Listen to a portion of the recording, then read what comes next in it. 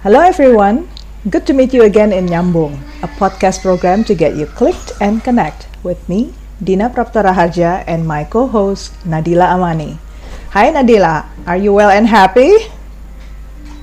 Oh yeah, Bu Dina, I'm so grateful actually that my family and I still healthy, and it's so good to see you, Bu Dina. Today you look very joyful, you look very bright. So I hope that you and your family is also healthy, right? I'm all well with my family. Hopefully all the listeners of Nyambung is also blessed with health and safety as always. So Yes. today is our 8th episode of Nyambung, right Nadila? Yes, it's true. We are recording this in the 13th of July 2021. We are recording the 8th episode of Nyambung, Bu Dina. I'm honored to welcome a very special lady who has been my longtime colleague from the Indonesian Ministry of Foreign Affairs, a senior diplomat who now serves as the first women ambassador, Extraordinary and Plenipotentiary of the Republic of Indonesia for Cuba, Dr. Nana Yuliana. She's joining us from Havana, the capital city of Cuba. Hello, Ibu Nana.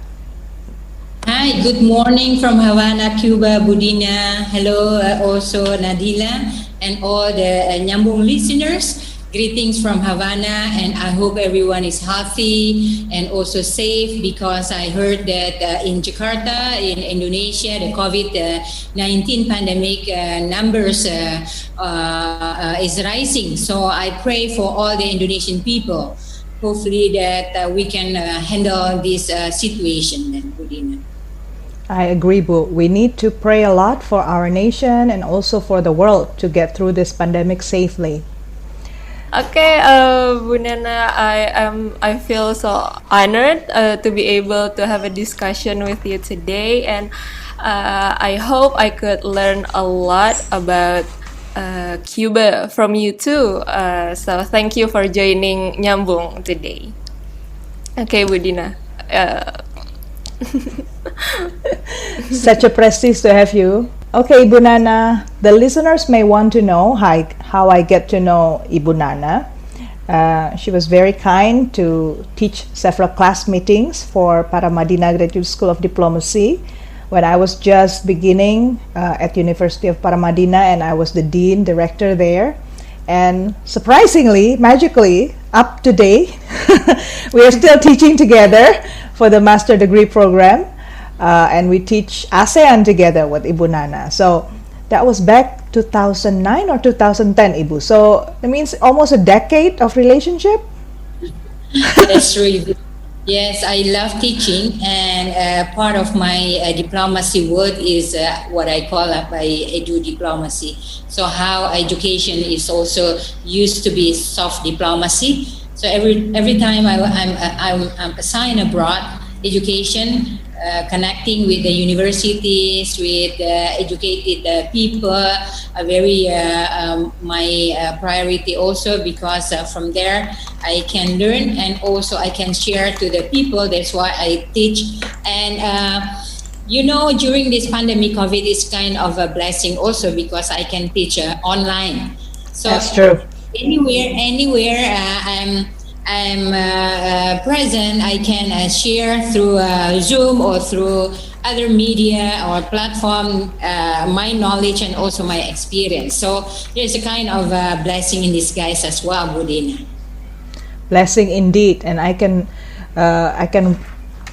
learn from you online from Havana, Cuba, a place that I've never been, but today hopefully I can learn more from you, Ibu.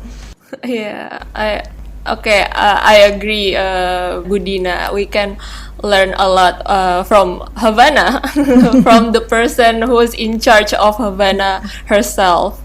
Bu Dina, of course, with Bu Nana here, we will talk about Cuba. Mostly we are going to talk about Cuba, but can you tell us actually what is our topics for today? Our plan is to discuss 3 main agendas. Of course, we can always add some more if if the situation allows. The first one will be about Indonesia-Cuba diplomatic relations. The second topic will be about Cuba-US diplomatic relations. And last will be Ibu Nana's reflection on the possible future of Cuba in international relations. Shall we start? Okay, let's start. Okay, Ibu Nana. You've been how many months have you been now in Havana? I've been here for more than 6 months. I arrived here in December 2020.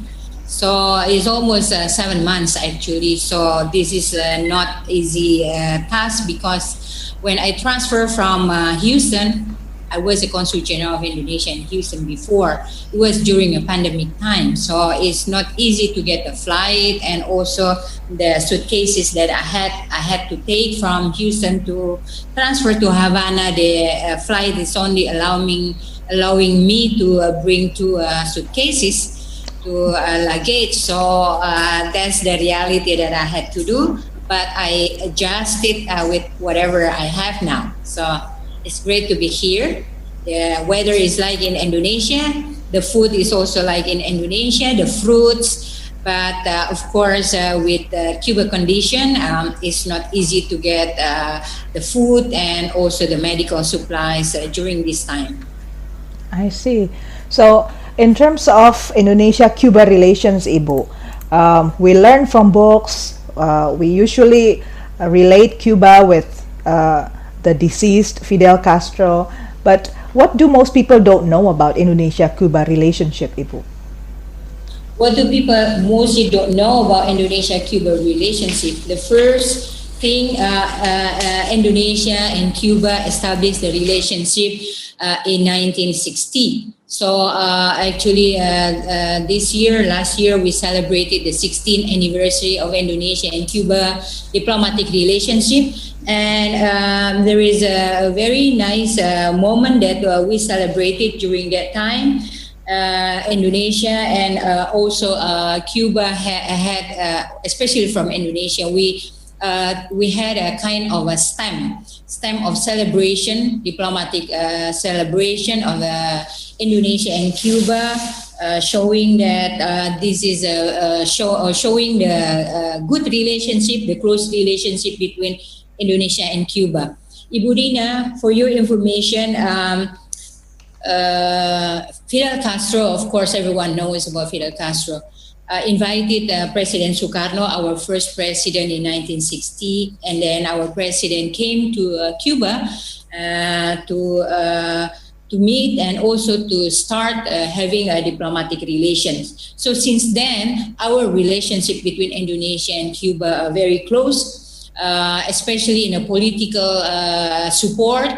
And also in economy. In political support, like in United Nations, Cuba is always supporting Indonesia once Indonesia wanted to be the member of international organization, like when we ran for the membership of non-permanent member of Security Council, for example, and then also ECOSOC.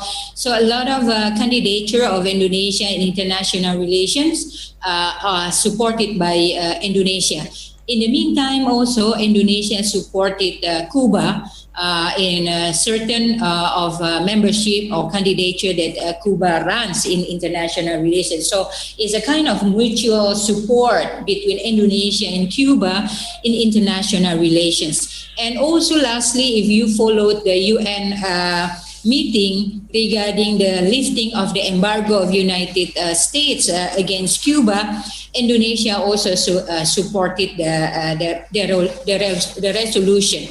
Because in my eyes, also my experience here, the U.S. sanction is also giving a hard time for Cuban people, especially the shortage of food, shortage of medical supplies, and during a pandemic COVID, it becomes worse for that kind of problem that is faced by the Cuban people. Yeah, good. And also the other relationship that we have is in economic cooperation between Indonesia and also Cuba is increasing. Actually, even during this time in 2020, the total of trade volume between Indonesia and Cuba reached 5.52 million US dollar.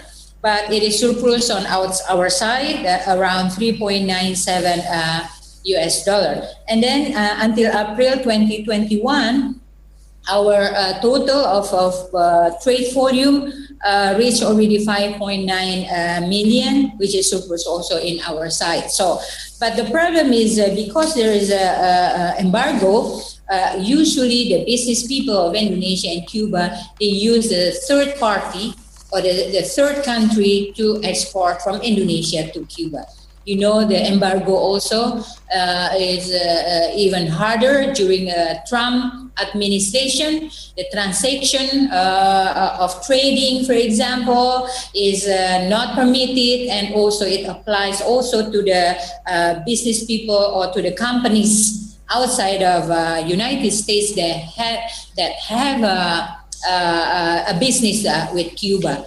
But we are quite happy because we can use the third country to export our products to Cuba. Some of our export to Cuba is aluminium, textile, machineries, and then mechanical parts, and also electrical parts, television. We can find television here produced by Indonesia. And also footwear and furnitures. So some of food and also furniture are the most products that we can find here. And in the meantime, also in the past, we used to import sugar from Cuba. But at the moment, Cuba experience difficulties also in sugar plantation, so they cannot export to Indonesia and also to other countries as well. So those two are the priorities of our relationship between Indonesia and Cuba. The rest is, of course, I try to engage with the people. People-to-people connectivity is very important. So I engage with universities here. I went to Camagüey, I went to Holguin provinces to connect with the universities here. But this is because still COVID time, the online education is still running in Cuba. And also we both Indonesian musician and also Cuban musician, we were presenting together in celebration of International Music Day on the 21st of June. So I invited the best and the popular jazz musician from Cuba, and then jamming also with, what's the name at the time? Elo. And we celebrated in Ambon, but it was all done through virtual. Yes. Okay. Right. So those three things that we are doing here. We don't have so many Indonesian people here. We have around more than 53 Indonesian citizens here. Mostly is a family of embassies, staff, and also we have 7 Indonesian students who got a scholarship to study medical science. And surprisingly, we have some around 15 missionaries for the church sent by Vatican and also by Indonesia. Mostly they come from NTT, Budina, Nusa Tenggara Timur, and they serve and they give worship to Catholic Church in all over Cuba. So I'm pleased to have them also. And we also have a kind of Indonesian student who is helping the mosque in Havana. There is one mosque in Havana. Imagine, even this is a communist party, but they allow also now the Muslim people to pray in the mosque. and also to go to the church. But of course, the interest of the people are not so eager. The experience, communists in the beginning, they didn't allow people to go to worship in the religious places. Yes. Okay, Ibu. If we can recap, that means in the 60 years relationship between Indonesia and Cuba, the strongest attachment is the kind of relationship that is based on solidarity, that is based on supporting each other as developing nations. Is that correct, Ibu Nana? Yes, that's true. We support each other based on the solidarity, of course, and also based on the mutual interest of both countries. That is very important because for Indonesia, we should make friends to every country to get the support of our national interests. And for Cuba, our national interest is the political support in candidature of international organization, and also the economic parts to help the country, to help Indonesia, both sides also to grow together. Thank you so much for your support once again. Our podcast is available at YouTube and Spotify at Nyambung with Dina Praptora Harja. Make sure to send us your questions or your thoughts through YouTube comment section. And if you enjoy the episode, don't forget to like, share the link to your community, and subscribe so you make sure you don't miss our contents because we post every week.